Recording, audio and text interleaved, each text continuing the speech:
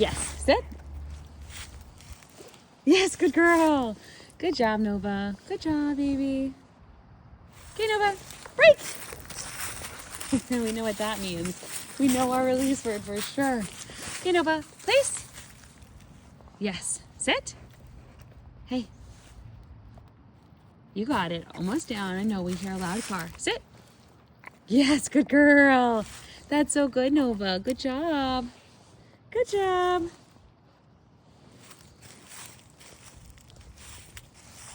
Okay, break. Good girl. Have a touch? Yes, good job. All right, this video is going over the place command, which is used to put Nova in a specific location. Now, what I mean by specific is whatever it is you're pointing to, and that thing just needs to have some level of boundaries. Now, we use elevated dog beds here because they create such nice, well-defined boundaries, given that they are up off the ground.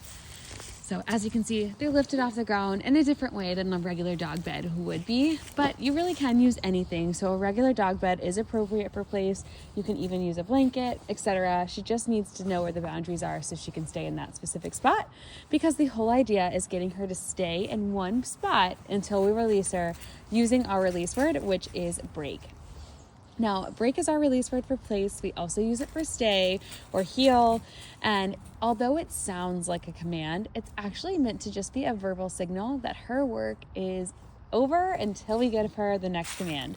So it's just a release from the work. She's free to go do whatever she wants within the rules and boundaries we have set until we give her the next cue, or it's time to go in the crate or whatever the case may be. So just keep that in mind, that although it sounds like a command, it's not. So we're actually not going to mark yes for break. You can interact with her, you can play with her at that point, but you just won't have to mark yes or say good break. Now, some real life situations where you might want to use place. Oftentimes people typically use it when they're overstimulated, overexcited, maybe a guest is coming over, etc. And so we'll put her or any dog in place at that point and have them stay there until they've relaxed, they've got some impulse control, and then you can release them, using that word break. Another example is the scale at the vet. It can be a little tricky to get dogs up on that scale. It feels funny on their paws. It's metal. It's a kind of a foreign feeling to them. But next time you go into the vet, I really want you to do this homework assignment. You're going to tell the vet tech when her name is called. You're going to say, hey, Nova actually just went through training. You're going to pack some high value rewards with you. I'm using chicken right now, just boiled chicken. Highly suggest that. That seems to be her favorite. So you'll pack some with you just in a regular treat pouch. You'll get one of these at pickup. And what you'll do is the very first time you put her on the scale after training, you will tell the vet tech, hey, I'm just going to show her how to get on and off first. And this will make it so much more comfortable for her to be up there. You won't have to force her as much. So you'll just guide her on, and then you'll guide her back off, and you'll guide her on and back off. And once you know that she knows how to get on and off, then it can become place. So you'll tell her place. And then I always like to have her sit or lay down after she's in place. We'll still mark yes when all 4 paws are on the placemat. We just will not reward her until she's in a seated or a down position, because we want her nice and comfy since she's meant to stay there. So you'll do that with the scale. We'll tell her to sit after she gets up on place, and then they can get a nice accurate weight, and then you'll release her with break and move on with the appointment. You want every single vet visit to be a really positive experience, so always bring treats with you. But the more you can build in training, having her do sit and settle in the lobby, do touch and look, that'll help her too. It'll keep her mind occupied and keep her focused on you. Since she is a more nervous pup, this will go a long way with her and just making sure she's comfortable in a variety of new environments, not just the vet where it's already a little stressful. They can tell other dogs are tense in there.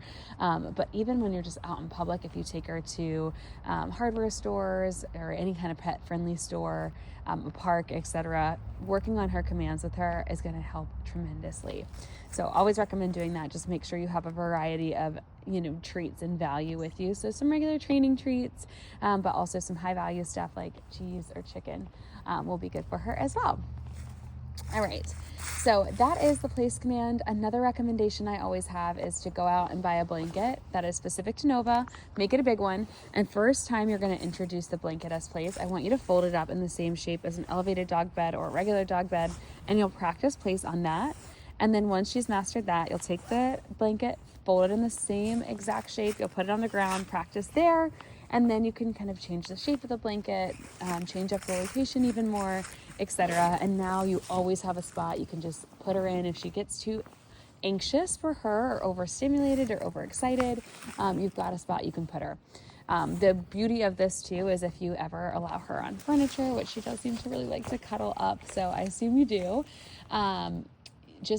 we always recommend, strict boundaries in the beginning, but at this point she's doing pretty well. So if you're going to allow her on furniture, I just recommend using what I call the blanket method with place. So teach her place on the couch, have her stay within the boundaries. That way it's not a free-for-all, it's not a play place, etc. And if you do take her to a friend's house or a family member's house and they say it's fine for her to be on furniture or not fine, you have those boundaries kind of built in, so she's not, putting her paws if they're muddy or her nails are snagging other people's furniture. That gives me a lot of peace of mind with my dogs.